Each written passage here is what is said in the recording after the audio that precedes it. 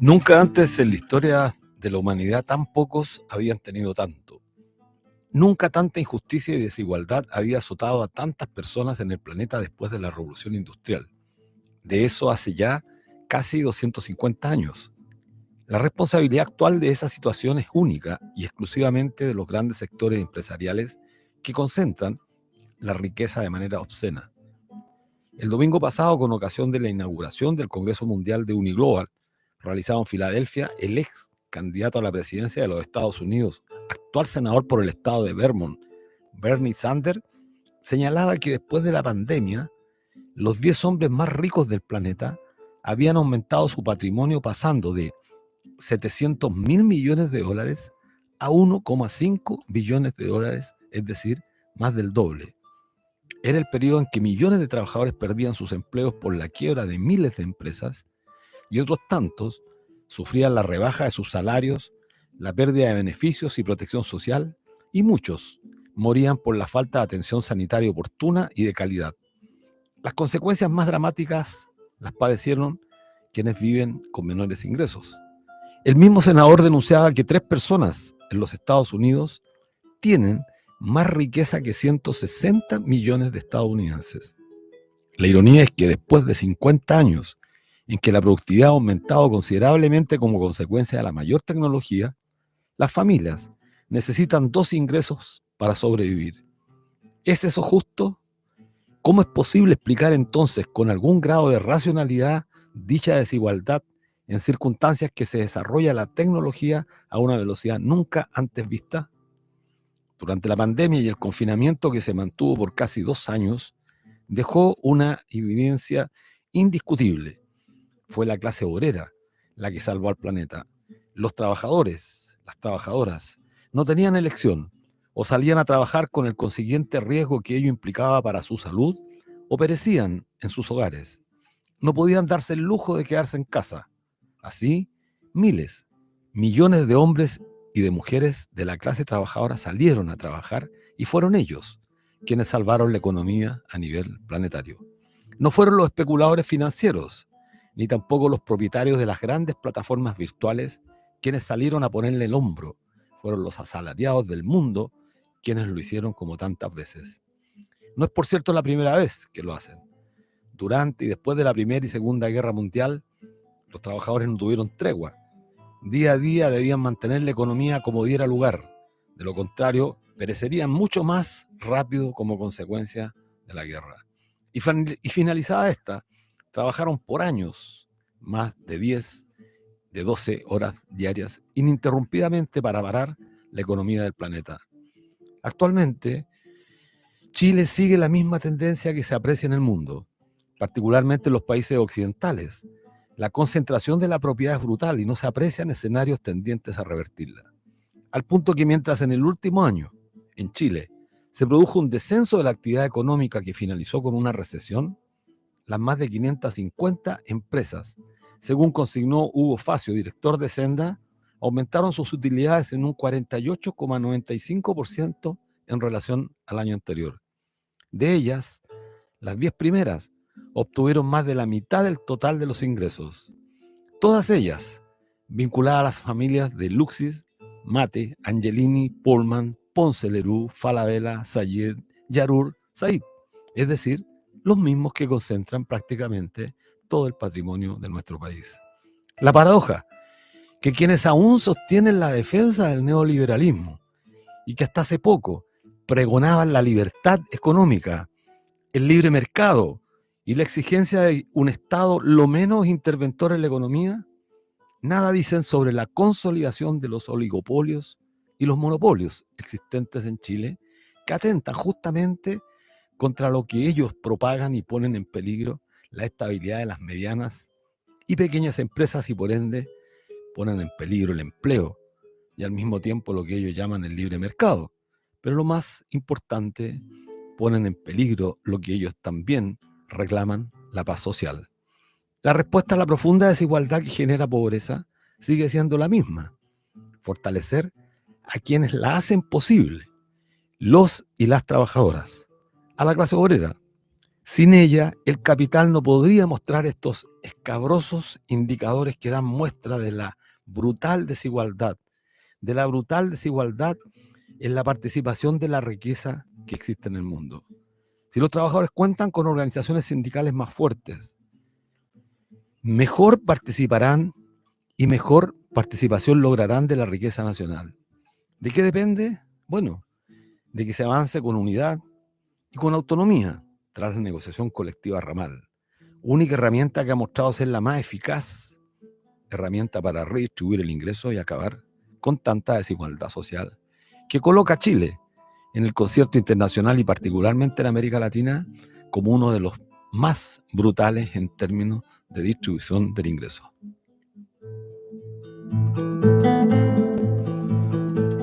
Hola amigos, amigas, ¿cómo están? Como todos los días sábados en un nuevo programa de debate social en la radio que piensa, en la radio Universidad de Chile, en el 102.5 del dial FM, en su señal online y por streaming a través de fanpage @canal.social. Saludamos a quienes hacen posible esta transmisión, a la periodista Ana Mugasáenz en la dirección, a Javier Márquez en la difusión en redes y a Patricio Núñez en los controles. Y como siempre con nuestra querida amiga Miriam Campuzano. ¿Cómo están, Miriam? Hola, buenas tardes. Saludarlos a todos los que nos acompañan cada viernes aquí en este debate social, en este pequeño espacio que tenemos para hablar de temas contingentes. Qué buena reflexión de la introducción tuya. Bueno, sin duda alguna, en esta pandemia recién pasada se notó y se vio, no solo como el análisis que ustedes hacen, sino también en Chile y en los países de Latinoamérica, cómo es la clase trabajadora quien pone el hombro. En el caso de Chile se puso con su seguro de cesantía, entre otras cosas, tuvieron que reendeudarse, repactar y no sé, poner el hombro para sacar adelante las familias en plena contingencia. Y valga recordar que fue uno de los procesos donde estábamos más más bloqueados, más herméticos, más encerrados, por decirlo de alguna manera. Casi 2 años de confinamiento. Muy largo, que el gobierno de aquel entonces lo supo aprovechar muy bien. Y sí, concuerdo contigo, este modelo neoliberal impuesto en la mayoría de los países que se vende a otros países más pequeños como el jaguar de América o como lo que es en boga, el capitalismo extremo, no hace más que marcar claramente la tremenda concentración de las riquezas y no hace más que fomentar la ley de la jungla acá en el libre mercado, porque eso nos hace ver en pequeñas cosas y sencillas que fortalece la colusión, la especulación, incluso con los artículos de primera necesidad. No es para nada ajeno lo que estaba pasando con el gas, que unos precios exorbitantes ahora mismo con la papa, y siempre hay algún producto, y ahora para las fiestas patrias las carnes van a subir los pasajes de interregionales. Entonces eso es la crueldad del noveno. Claro, por eso es tan relevante a propósito de que ya comenzó el mes de septiembre, un mes para los chilenos absolutamente relevante. No hay que perder de vista que el 4 de septiembre es muy importante para nosotros, puesto que se eligió el presidente Salvador Allende el 4 de septiembre. Está el fatídico golpe militar del 11 de septiembre. Y además septiembre, bueno, por cultura, festeja la independencia del país, las fiestas patrias, mal llamada la fiesta de independencia, pero bueno, son las fiestas, forma parte de la cultura nacional. Por lo tanto, septiembre es un mes importante y creo que partiendo el primer día, creo que debemos hacer algo para reivindicar y recordar, y a propósito de la conmemoración, son y han sido siempre, siempre, los y las trabajadoras, siempre, esto es indiscutible, irrefutable, quienes han puesto de pie a los países. En los periodos de más crisis, hacíamos mención a la Primera Guerra Mundial, a la Segunda, las catástrofes, después de los grandes terremotos que ha sufrido Chile, el año 39 en Chillán, el año 60 en Valdivia y toda la zona sur, fueron los trabajadores quienes pusieron de pie, quienes levantaron el país, no fueron los grandes empresarios. Al contrario, los grandes empresarios se benefician a título personal, particularmente de estas crisis, porque aprovechan justamente esos momentos de aumento de la demanda para especular con los precios de los productos más esenciales, como lo vimos justamente en la pandemia, que Es quienes fueron las sí, industrias que más ganaron, bueno, se dio la paradoja, los bancos y el lo- comercio, y particularmente el comercio porque tenía una suerte de bueno, demanda cautiva. tocaste un tema esencial, que después lo debatiremos en profundidad con dos tremendos invitados que vamos a tener. Pero cuéntanos un poquito brevemente, acabas de venir de un Congreso Mundial de la Uni Global en Filadelfia. Nos gustaría que para los oyentes explicara qué es la Uni Global, de qué Sí, se sí. trató. Bueno, la Uniglobal es un sindicato, una apuesta sindical a nivel mundial, ya tiene sus 30 años. Se conformó a partir de la decadencia de lo que era la antigua Central Sindical Internacional, la famosa CIOLS, de tendencia socialdemócrata. Y es un empeño, yo diría, llevado adelante por la gran mayoría de los sindicatos, especialmente vinculados al sector servicios, comercio, seguros, banca, bueno, los sectores de la tecnología, los sectores más de punta de la economía. Y bueno, es un sindicalismo que está expresado en todo el mundo y que como consecuencia de la misma transformación estructural que sufren las economías del mundo y las formas de organización, bueno, está llevando discusiones relevantes respecto de cómo se está desarrollando la distribución del ingreso, que vuelve a ser el tema permanente en el debate sindical. Y nos damos cuenta y constatamos con los hechos de que en eso coincidimos casi todos, independiente de las posturas que tengamos respecto a cómo resolver los problemas. Todos coinciden porque además son los datos irrefutables. Aumenta la tecnología, estamos viviendo la era digital, con un desplazamiento de fuerzas productivas que es brutal. O sea, cae el empleo a nivel planetario, no hay más empleos, caen los empleos. Se empieza a generar una transformación geopolítica a nivel mundial con esta suerte del BRIC, particularmente con el predominio de China, la India, y ahora incluso con Japón, que está teniendo después de muchos años una recuperación económica que ha sorprendido a muchos, contra lo que ha sido la tradicional, yo diría, predominio de los países occidentales liderados por Estados Unidos. Entonces, hay un problema fundamental en el capitalismo. Hay una concentración brutal que está provocando mucha pobreza en el planeta y los agoreros del capitalismo, bueno, y los defensores del capitalismo siguen sosteniendo la tesis de que el problema no es la pobreza, o sea, perdón, que el problema no es la desigualdad, es la pobreza y que por lo tanto hay que usar los estados a través de los impuestos más regresivos como el IVA para atender justamente las necesidades de quienes más necesitan. Pero no quieren resolver el tema de la desigualdad.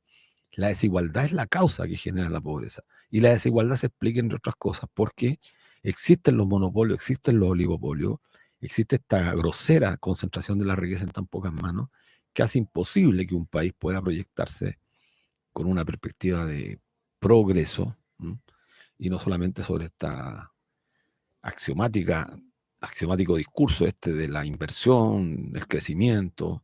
El crecimiento no es infinito, el crecimiento tiene límites y particularmente en países como el nuestro donde se desarrolla el monocultivo es fundamental tener límites respecto a lo que entendemos por crecimiento. Sí, y nos gustaría también saber, en este cruce de información de tantos países que se juntaron, ¿algún país mencionó si su estado, su país tomó medidas para revertir en algo el tema de la irrupción tecnológica que elimina plazas de empleo? ¿Hay Bueno, al yo creo que justamente se está produciendo un abandono de los estados para hacerse cargo justamente de las consecuencias que tiene la era digital. Mientras más tecnología incorporan las grandes corporaciones, particularmente el predominio que tiene. Mira, el tema de Amazon es tremendamente importante. Hay una discusión a nivel mundial, en todos los países se quejan de cómo esta gran multinacional que no respeta estados, que no respeta legislación y que abusa descaradamente contra los trabajadores del mundo, como lo hizo en algún momento Walmart, cuando era la más grande comercializadora, y como lo han hecho todas las plataformas virtuales que no están sometidas ni reguladas absolutamente a ninguna normativa. Es decir, por eso fue la estrategia de destruir los estados-nación con el objeto de darle preeminencia a el desarrollo del mercado de capitales. Y eso es lo que estamos observando hoy día, pero con el trágico efecto de que aumenta el empleo informal, es decir, un empleo que no tiene ninguna protección social. la uberización? Exactamente, en todas partes, en todos los campos de la economía. Y eso es grave porque no hay seguridad, no hay certeza, eh, los jóvenes no tienen futuro. Y entonces el panorama es incierto, muy incierto, con un nivel de descomposición, yo diría también social muy grande, con migrantes que huyen de sus países por la violencia, porque no hay expectativa, pero también llegan a otros países y pasan a engrosar las filas de la extrema pobreza. Tú ves gente, cientos de gente viviendo en las calles. Y ya para terminar, porque se nos viene el tiempo, ¿cómo se financian estas organizaciones Sí, buena internacionales? ¿Sabes por qué? pregunta. Porque tocaste un tema importante. Yo soy trabajadora y dirigente sindical de Walmart y nosotros no tenemos esos contactos internacionales. Brevemente, no sé si. Sí, mira, el tema de la pregunta creo que deberíamos instalarla nosotros en Chile.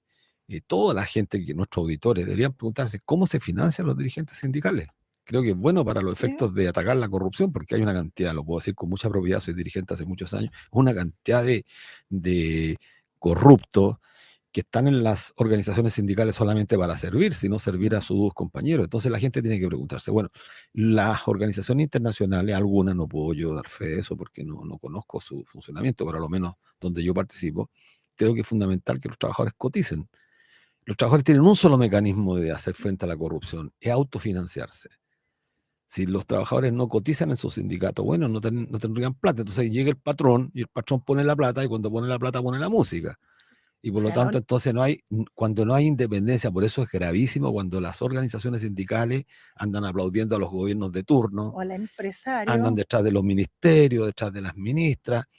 Y es el sindicalismo que da vergüenza y que no apunta a tomar justamente los problemas centrales que afectan al conjunto de los trabajadores chilenos. El sindicato es una herramienta del mundo del Y trabajo. debería ser autónomo. Exacto. Y esa forma, para tener autonomía, hay que tener autonomía financiera. Tenemos que autofinanciarnos. Y si los trabajadores quieren tener dirigentes buenos, si los trabajadores y trabajadoras quieren tener dirigentes que les representen, tienen que poner lucas, porque de lo contrario las lucas las va a poner el patrón. Y si las pone el patrón, no va a haber solución. Bueno, nos vamos a un pequeño corte musical. Volvemos a Debate Social aquí en la 102.5 de la FM Radio Universidad de Chile, la radio que piensa. Los invitamos a ver todos estos programas en nuestro fanpage, canal de YouTube, @canal.social. Y sin más preámbulo, hoy estamos con dos tremendos compañeros. Estamos con Lucía Sepúlveda. Ella es periodista, activista socioambiental, fue miembro de la Resistencia en tiempos de la dictadura y trabaja por la memoria y los derechos humanos, vocera de Chile, Mejor Sin TLC y miembro del Movimiento por el Agua y los Territorios. También trabaja en el área de semillas y transgénicos de la Red de Acción de Plaguicidas y sus alternativas. Elaboró el libro 119 de nosotros, que recoge el caso de 119 militantes que fueron asesinados o desaparecidos por la Operación Colombo y ejecutados políticos en plena dictadura. Y por otra parte nos acompaña Eduardo Gutiérrez, cirujano dentista, miembro de la Sociedad de Escritores de Chile, panelista del programa Populares y Soberanos. Su último libro, Salvador Allende, biografía política, pasado y presente, que se presentará mañana, una primicia, mañana todos invitados. No, mañana no, el sábado 9 sí. de septiembre, en la sala Salvador Allende de la Academia de Humanismo Cristiano.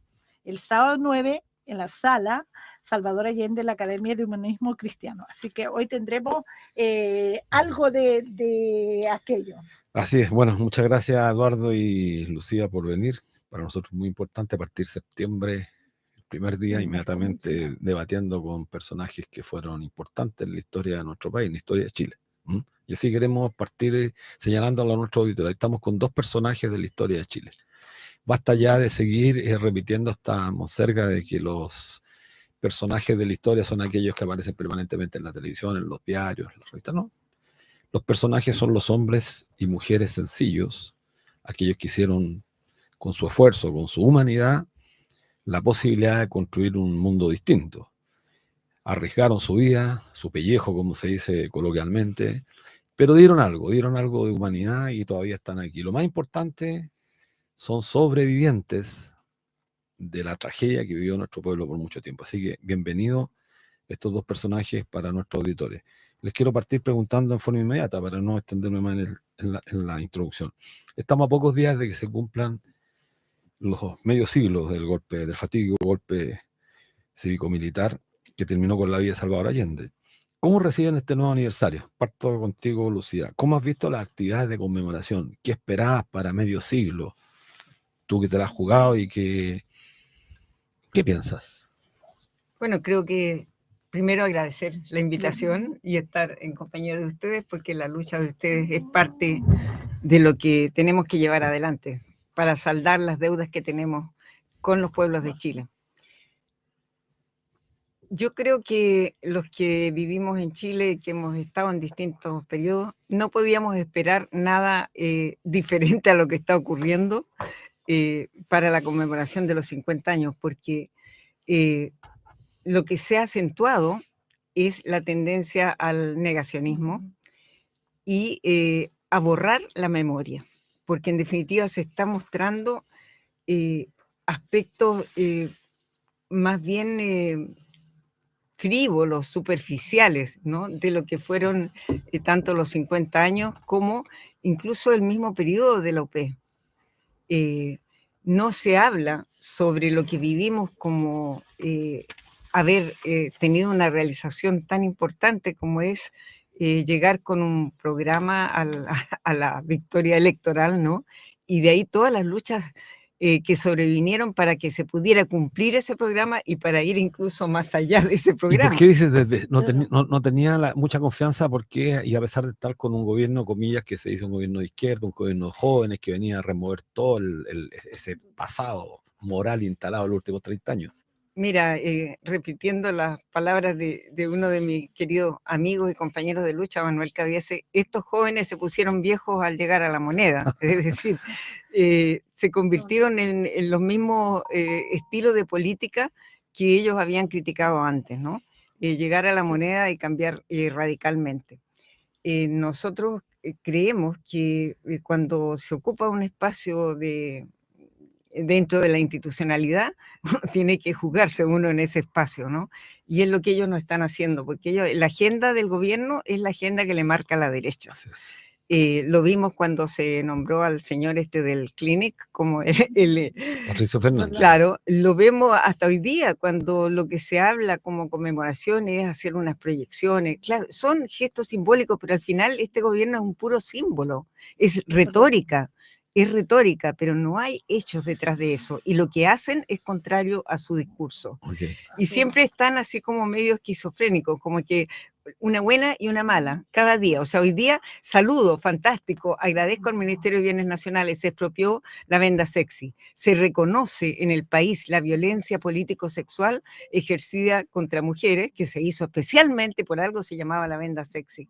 Eso es un tremendo logro. Fantástico, pero seguramente hoy día mismo voy a leer alguna cosa, algún desaguisado paralelo, ¿me entiende? Entonces no hay una línea coherente y permanentemente estamos diciendo, qué bueno esto, estuvo bien esta partecita, se aprobó esta ley así, pero se viene la ley de usurpaciones, que claro, ahora nos dice las vamos a vetar, pero ni sabemos si se van a atrever a vetarla, porque la ley de gatillo fácil no la vetaron. Entonces, en ese sentido, lo que sea esta conmemoración, como todo lo que pasa en el país, va a ser lo que seamos capaces, las organizaciones, los pueblos, de llevar adelante. De otra manera estamos sonados, no podemos depender de lo que las alturas generen, de lo que la élite y la clase política diga. Eduardo, ¿y tu reflexión de la conmemoración? Bueno, mira, en primer lugar agradecer la invitación de la Radio de la Universidad de Chile. Aquí tengo un tema de ignorancia. Yo supongo que pertenece a la Universidad de Chile, ¿no? Sí, por supuesto. Es una radio pública. Es una radio pública, perfecto. No es como el Club Deportivo, ¿no? No, en realidad yo tenía esa duda, ¿no? No, el Deportivo, lógicamente, una sociedad anónima, pero esta es la radio pública. No, perfecto. Entonces, una de las sobrevivientes. Entonces, mejor, feliz de estar acá. Dicho eso, mira, yo diría que la tendencia, coincidiendo con lo que dice Lucía, la tendencia que prima para esta fecha, a mí no me gusta hablar de la conmemoración porque también tiene como un sentido medio, hasta incluso festivo, ¿no? Para la derecha tiene un sentido festivo. Entonces, yo diría, hay que recordar la fecha, pero sobre todo recordar lo que fue el gobierno de la Unidad Popular, ¿no? Lo que fue el proceso previo, el debate sobre lo que fueron los 1000 días de la Unidad Popular. Yo soy de la idea de que hay que hacer el análisis objetivo, ¿no? Yo soy parte de aquellos sectores que piensan que hay que hacer un análisis crítico, ¿no? De hecho, en el libro que yo acabo de publicar, hay una parte, hay un anexo que precisamente apunta a hacer una evaluación crítica de los aspectos positivos y de los aspectos negativos del gobierno. Sobre todo, y en eso podemos profundizar un poco más en la medida que vayamos conversando. Pero en definitiva, lo que yo observo es que aquí la tendencia que prima en las clases dominantes es que todos somos buenos, ¿no? Somos buenitos, hay que reconciliarse, y claro, hay gestos que son positivos, pero como dice Lucía muy bien, a la vuelta de la esquina están los gestos realmente increíbles, ¿no? Estas invitaciones que hace Boric a Piñera a que lo acompañe. Bueno, partió con el tema de alabar a Patricio Elwin y decir de que a él le gustaría que lo recordaran como Patricio Elwin. Yo creo que el presidente, que es tan leído, no debiera haber dicho eso, digamos, porque en realidad yo creo que son pocos los sectores de izquierda que quisieran recordarse como fue, ¿cómo se llama? Patricio Elwin, ¿no? Eso es una primera aproximación. Bueno, importante. Mira, no sé. Bueno, conversando ya con Eduardo, que algo nos adelantó, hablemos del libro Salvador Allende, biografía política, pasado y presente. En la información que hay del libro se señala que trae varios datos acerca, hasta ahora desconocidos. Cuéntanos algún adelantito, lo que pueda mencionar para que la gente se motive para ir al lanzamiento el sábado. Yo complementaría eso más bien que más que referirnos concretamente al texto, porque bueno, estamos con Lucía, que no conoce tampoco el libro y tampoco lo he leído, que lo veamos en el contexto del análisis que planteaste recién, un balance crítico. Yo también tengo un balance crítico del periodo de la Unidad Popular, de los 1000 días. No soy de aquellos que corre a aplaudir todo lo que hizo el gobierno de la Unidad Popular, hizo desastres también cometió el presidente Allende, pero plantear una conmemoración, yo a diferencia ahí tengo un matiz, yo creo que hay que defender las palabras, y conmemorar significa recordar, y no se puede recordar aquello que no se conoce. Solo lo que se conoce se puede recordar y conmemorar, y por eso esa palabra es nuestra, no es de ellos. Conmemoramos el 1 de mayo y vamos a conmemorar el 4 de septiembre y el 11 de septiembre, una perspectiva crítica. Entonces, partamos por ahí, por los aspectos críticos que son relevantes para que esta gente que está metiendo un contrabando hoy día, dice, oye, pero si podemos analizar que los aspectos, por supuesto que se pueden. Aquí lo que se está condenando es el negacionismo del golpe de Estado, de las muertes, pero además también se está vaciando contenido, porque no se hablan de los grandes avances en materia laboral, lo que fue la propiedad de la banca, lo que fueron las 133 empresas en manos del Estado, etcétera, etcétera. Eduardo. Sí, mira, a ver, primero responder a lo que me planteó la compañera.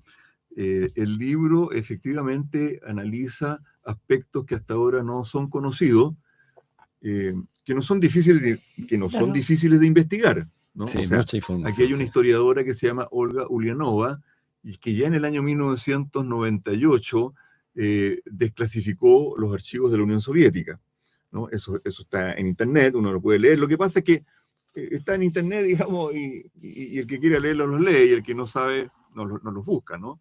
Eso por un lado. Y por otro lado también están los archivos del Ministerio de Relaciones Exteriores de Cuba, que también son parte de un libro que se editó aquí en Chile. Son dos elementos solamente para hablar del tema.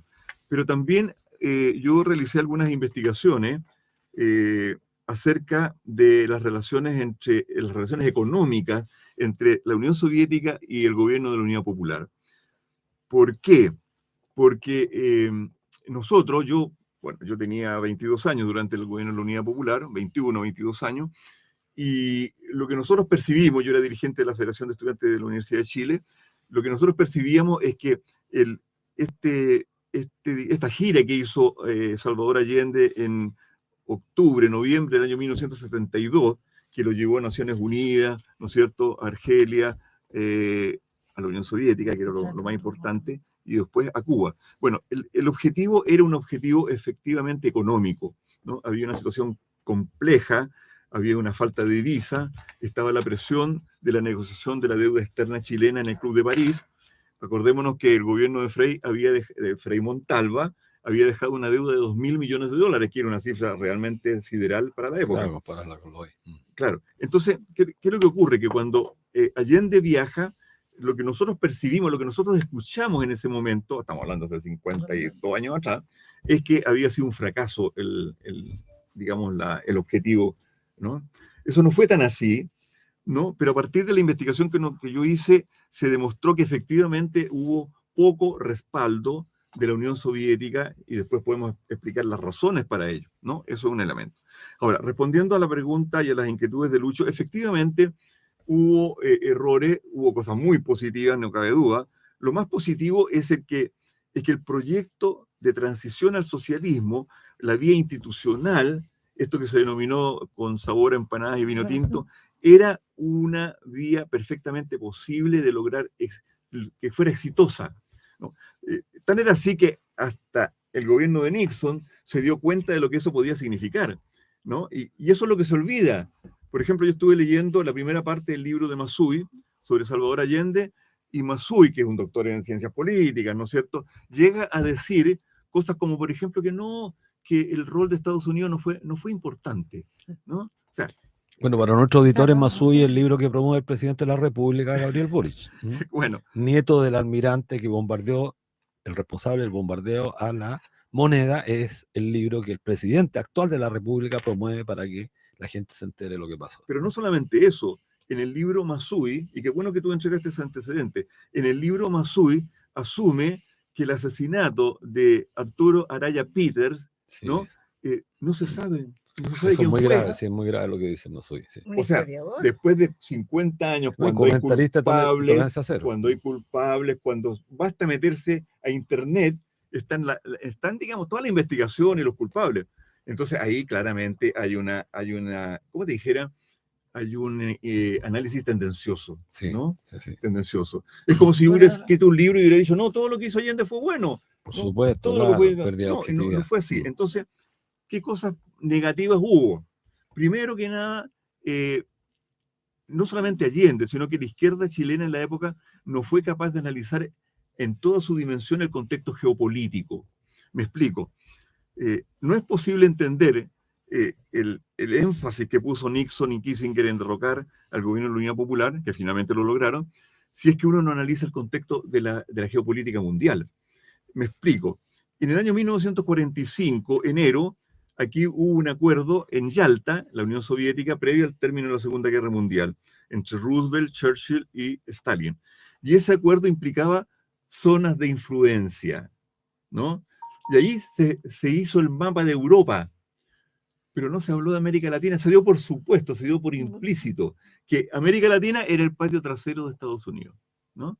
Y así como Estados Unidos no se metió con la Unión Soviética cuando hubo la invasión de Checoslovaquia, Hungría, en la República Democrática Alemana, entonces la Unión Soviética tampoco podía meterse, según ese criterio, en la situación chilena. Por eso la crisis de los misiles después, cuando se produce con Cuba.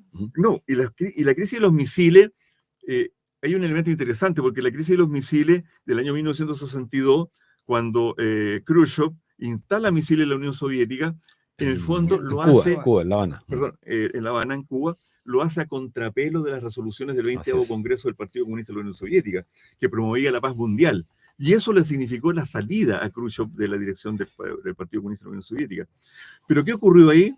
Que la Unión Soviética se vacunó, dijo, no podemos volver a poner en riesgo por Chile, ojo, donde la Academia de Ciencias de la Unión Soviética había dicho, también está en los textos, de que era muy poco viable el triunfo del proyecto de la Unidad Popular. Así es.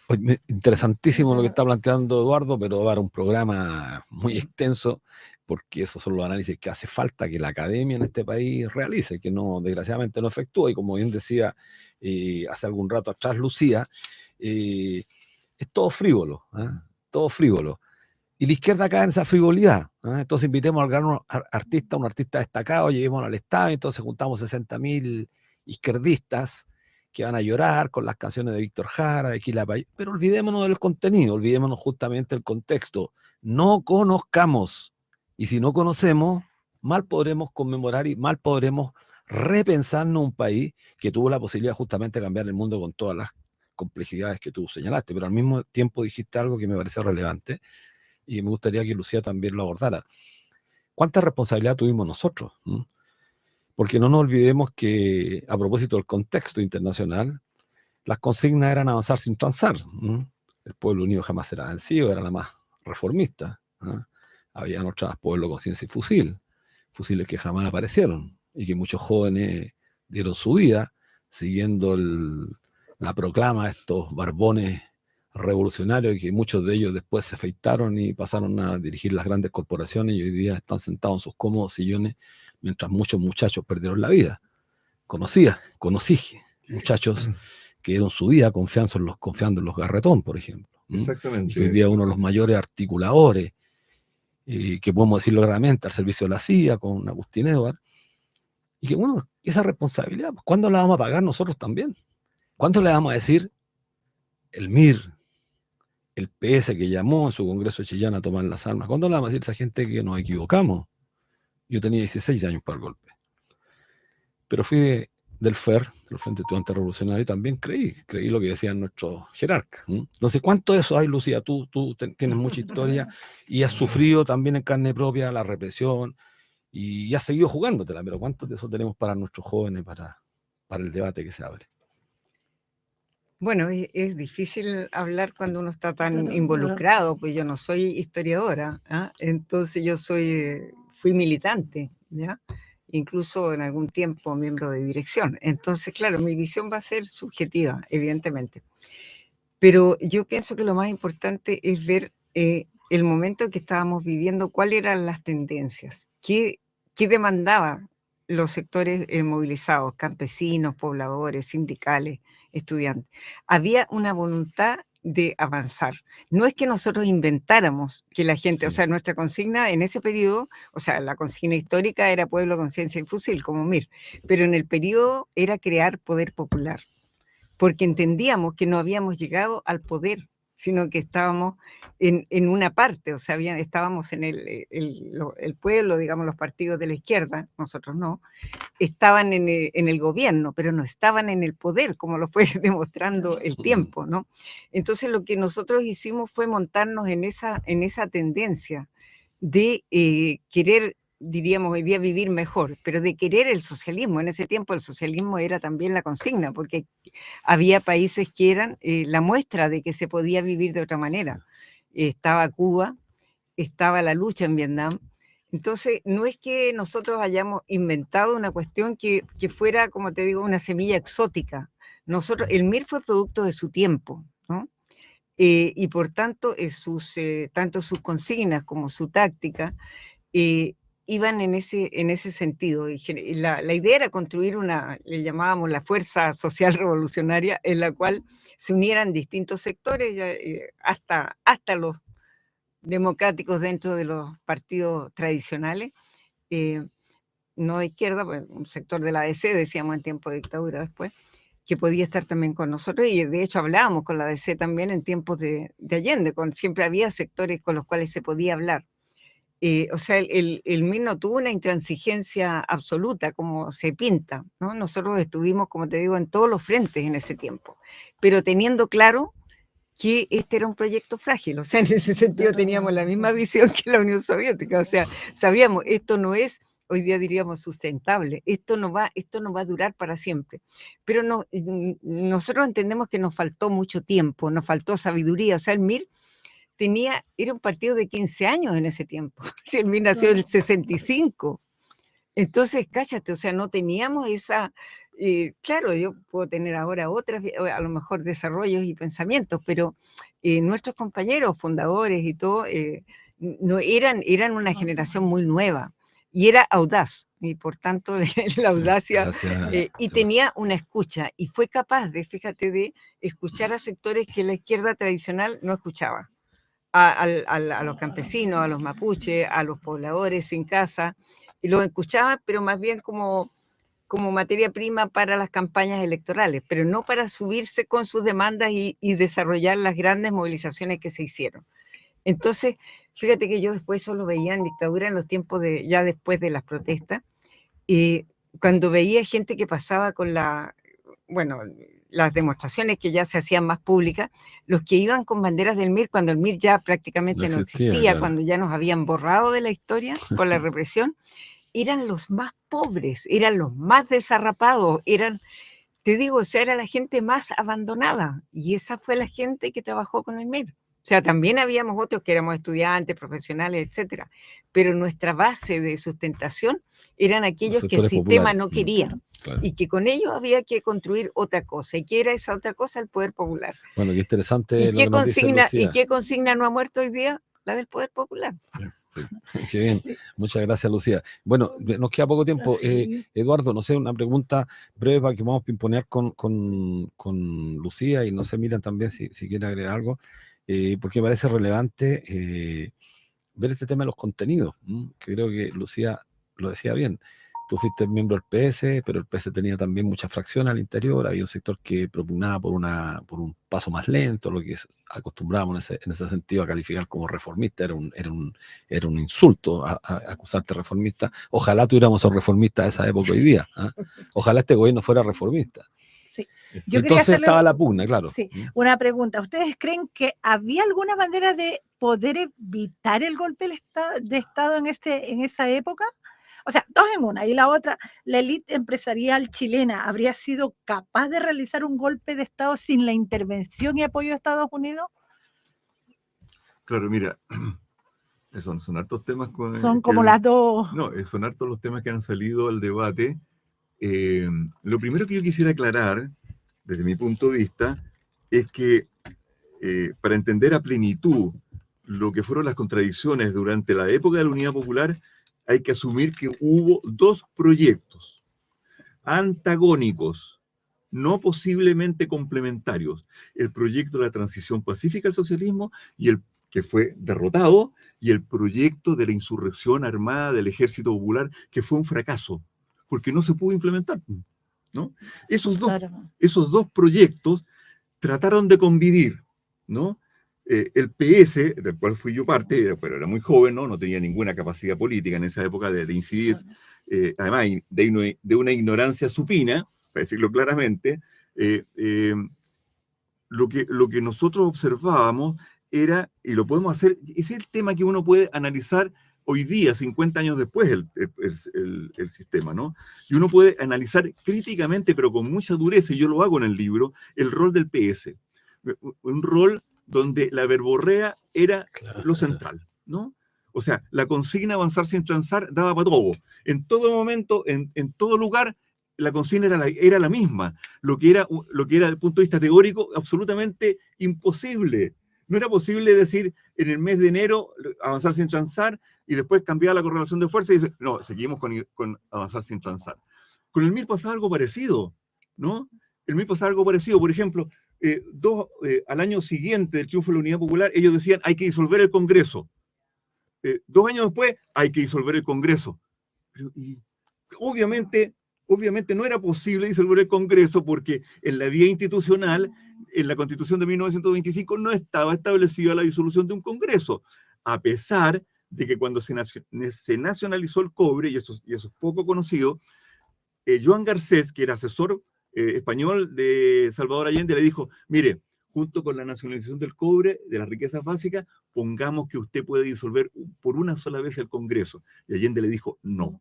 ¿Y por qué le dijo que no? Porque la democracia cristiana no iba a estar de acuerdo. Y sí, la democracia cristiana estaba obligada ideológicamente a estar de acuerdo con la nacionalización, porque estaba en el programa de Tomic. ¿Te fijas? Entonces, ojo, yo creo que hubo dos proyectos incompatibles. Y yo creo que los jóvenes de hoy día se equivocan pensando que el proyecto para Chile es nuevamente un proceso insurreccional, ¿no? Claro, uno dice la rebelión popular del 19 de octubre, del 18 de octubre del 2019, pero fue una rebelión parcial, ¿no? Fue una rebelión absolutamente parcial. Uno hubiese querido, ¿no? Hubiese anhelado que hubiera pasado a más, pero no habían condiciones por todo lo que se ha dicho. No había dirección política, no había un sector claro que condujera el proceso, etcétera, etcétera, etcétera. Entonces yo creo que hay que asumir como elemento de crítica y autocrítica que hay cosas que uno tiene que sencillamente decir, mire, no, con esto basta, ¿no? O sea, si a mí me dicen, oye, compañero, resulta que aquí hay que hacer la revolución. Sí, con la revolución, pero ¿y cómo lo hacemos? ¿No? Porque a mí me ha tocado estar en foro. ¿Y cómo lo hacemos? No, no sé, pero hay que hacer la revolución. Bueno, pero ¿cómo? ¿Ya? Dígame cómo. Sí, está bien. Claro, ayer un compañero en un foro me decía, no es posible hacer nada a partir de la situación de hoy día. Está la dominación de la burguesía y tal la debilidad de la izquierda que no es posible hacer nada. Yo le Yo decía, estoy de no, acuerdo. No hay no, que caer en el fatalismo ni en el exitismo, pero... exactamente. Yo le decía, no, le decía, es que eso es una visión absolutamente antidialéctica, porque cuando Allende planteó la nacionalización del cobre en el año 52, obtuvo el 5% de la votación. Entonces, cualquiera podría haber dicho, oye, Allende, córtala, eso es imposible. Claro, sí, Pero sí. 18 años después se nacionalizó el cobre. Entonces, es una situación dialéctica. ¿Es posible cambiar? Pero por supuesto que es posible cambiar la situación. Fíjate que un solo dato. En el año 1983 se estallaron las rebeliones en Chile, ¿no es cierto? Producto de la crisis económica. Pero en el año 1980, 3 años atrás, había sido aprobada la Constitución de 1980. Y mucha gente se fue de Chile porque dijeron, no, hasta aquí nomás llegamos. Claro, después estuvo a punto de caer el régimen. Y 2 años después Claro. empezó una crisis que duró 5 años. Exactamente. ¿Te Hasta fijas? una negociación nuevamente el 12 de julio. Bueno, Lucía, ¿qué te parece para ir dando tu ¿Era opinión? posible evitar el golpe? Yo sigo con mi pregunta. ¿Era posible, no? Sí. ¿Sí? Bueno, yo creo que yo sí, creo disculpa. que sí. Disculpa. También mirando la situación internacional, no era posible por lo que señalamos, ¿no? Había la Guerra Fría no era ya tan fría, pero lo que sí era posible era comportarse de otra manera en el intertanto, o sea, prepararse de otra manera para lo que venía, que era lo que nosotros planteábamos, o sea, frente a la consigna de la batalla de la producción, que era solamente preocuparse de produzcamos, era la formación, el apoyo del gobierno en las masas organizadas, ¿no? Los que estaban avanzando. Pero en realidad, o sea, me parece medio inconducente mirar las cosas así, si era posible o no posible, porque en concreto lo que se demostró es que ninguno tuvimos la fuerza, ¿no? Como para poder hacer lo que decíamos que íbamos a hacer, ¿no? Si bien algunos persistimos en el objetivo en todo momento, ¿no? Con graves costos, o sea, nosotros el costo final fue la desaparición del MIR, ¿no? Pero creemos que hay una ética de la política también que hay que seguir levantando y que hoy día no existe, ¿no? Y lo que nos permite seguir siendo testigos fiel de la historia, por lo menos en mi caso, es también eso, ¿no? Habernos mantenido en una posición de no haber sido los vociferantes que después nos buscamos un refugio fácil, sino que enfrentamos lo que se venía como lo enfrentó la mayor parte de nuestra gente, ¿no? Y en definitiva lo que tenemos que aprender es a construir fuerza de otra manera, de una manera más amplia, de una manera más meditada seguramente, y más, ¿cómo te dijera yo? Que incluya también maneras de obrar y maneras de abrazar la causa que no sean tan dogmáticas y tan estrechas como las que tuvimos. Porque creo que sí fuimos estrechos y sectarios en nuestras miradas, Bueno, que en sí. eso pudimos haber sido de otra manera y habríamos encontrado quizás más apoyo. Pero como te digo, yo creo que había una tensión entre un gobierno que intentaba usar la institucionalidad y creía que con eso bastaba. Y por otro lado estábamos los que estábamos empujando el proceso y que decíamos, pero usen todos los mecanismos. Yo te lo digo como periodista, o sea, no había una política de comunicaciones del gobierno que hubiera permitido enfrentar esa ofensiva tremenda que hubo de las fake news no son de ahora. O sea, siempre, ellos sí, Mercurio vivimos quizás, en el proceso claro. con mentiras. Ya, no, Javi. Mira, sí, queremos agradecerles profundamente, nos dicen por interno, ya estamos terminados, estamos pasados. Es un programa que ha tenido muy, muy alta audiencia, lo que da cuenta de que no nos equivocamos con nuestros dos invitados, Lucía Sepúlveda, periodista y activista socioambiental, y Eduardo Gutiérrez, cirujano dentista, también los dos siempre vinculados a la política. Queremos aprovechar de saludar antes de irnos a Mauricio Gutiérrez de Confetema, que siempre nos está viendo y nos envía saludos. A Sergio Estuazo y Mónica Aedo por sus Aedo comentarios también. que siempre nos ayudan. Y Dame nos un vemos. segundo. quiero invitarlos este miércoles 6 a un debate que tenemos, escuchando la voz de Allende, hablando de Naciones Unidas, para Perfecto. confrontarlo con lo que está pasando hoy. Es en la sede de la Confusam, en Fanor Velasco 32, cerca del metro Los Héroes. Ok, muchas gracias. Y también Salvador Allende, el 9 de septiembre en la sala Salvador Allende, Universidad Academia Metropolitana. Nos vemos el próximo viernes, como todos los viernes a las 16 horas, en Debate Social. Muchísimas gracias, Lucía y Eduardo. Se hizo nada el tiempo. Uy.